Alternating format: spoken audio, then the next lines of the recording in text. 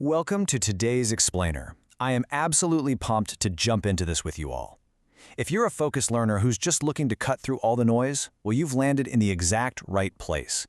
Today, we're going to take the notoriously complex, super jargon-heavy world of compliance and risk management, and we're translating it into a clear, connected, and frankly, a pretty fascinating narrative. Okay, let's dive right into this. I want you to picture a scenario that is probably all too common. What actually happens when the critical rules of your entire business are locked away in totally disconnected spreadsheets? I mean, it's everyday chaos, right? You're tracking these massive company-wide risks in one file, you're emailing back and forth about some vendor audit in another, and then you're dumping control evidence into, I don't know, some random shared drive. It's incredibly fragmented, it's stressful, and honestly, it's literally impossible to manage at scale. So here's our roadmap for the Explainer today. First, we'll look at the digital control room. Then, understanding the basic logic. Third, a real-world scenario focusing on payroll.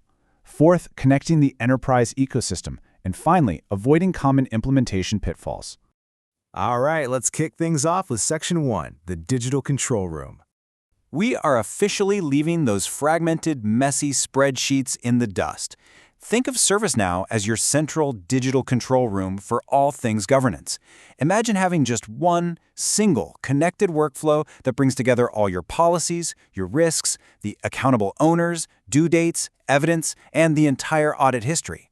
It literally connects all the dots for you, so you don't have to waste time manually chasing them down across the organization. Moving right along to Section 2, understanding the basic logic.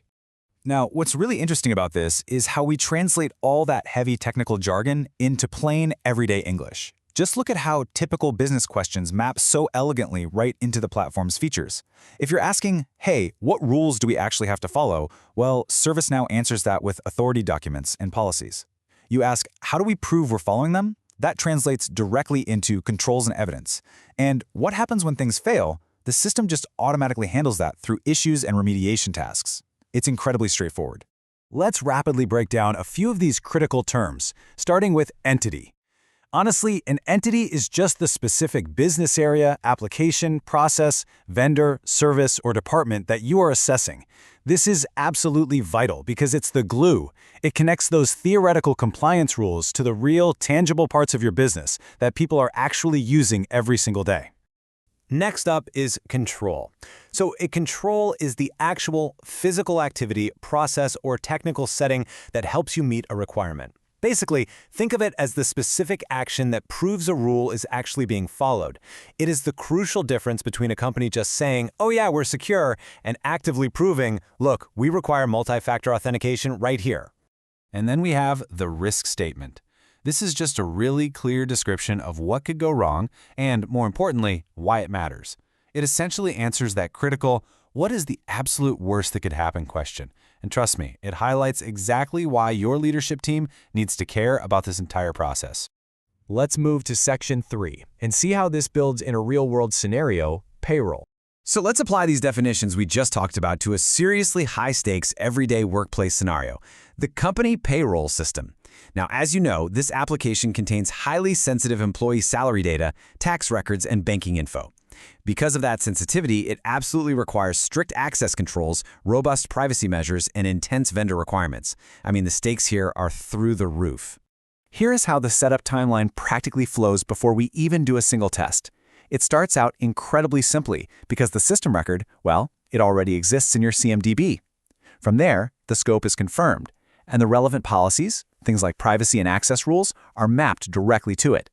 Then, specific controls are defined, a concrete risk for unauthorized access is created, and finally, the assessment is launched. Notice how systematically every single piece just connects together like a puzzle. But then, we reach the climax of our little story here.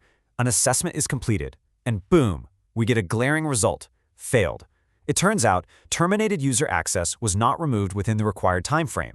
A critical control has completely failed, which essentially exposes the entire company to unauthorized access. Yikes, right? Now, this is exactly where the platform's automatic resolution workflow kicks into gear. The issue is instantly and formally documented, and remediation is automatically assigned straight to the accountable owner. Once they do their part and fix it, a compliance tester steps in to objectively validate that fix. Upon that validation, the residual risk score automatically drops and the leadership dashboards update to reflect the improvement. The system is quite literally driving the fix from the moment of discovery all the way to final validation. Which brings us nicely to Section 4, connecting the enterprise ecosystem. And this brilliantly illustrates a key point. This digital control room does not operate in a vacuum. Traceability is where its true superpower lies. You see, ServiceNow connects directly to your CMDB for infrastructure, it links to ITSM for incidents, SecOps for vulnerabilities, ITM for assets, and TPRM for vendor management.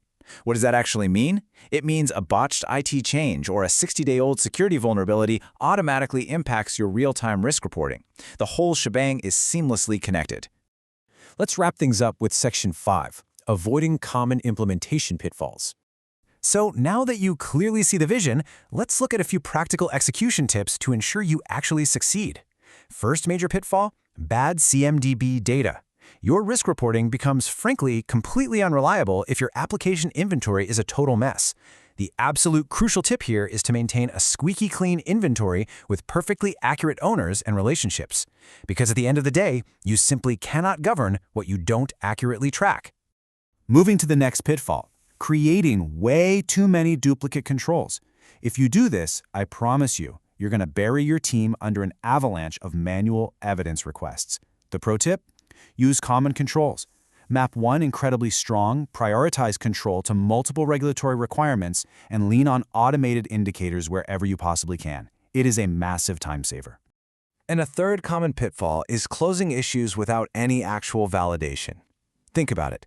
If an issue owner simply clicks closed and you just take their word for it without any solid proof, your entire governance framework is completely vulnerable. You should always require an evidence review by an objective compliance tester before you grant that final closure.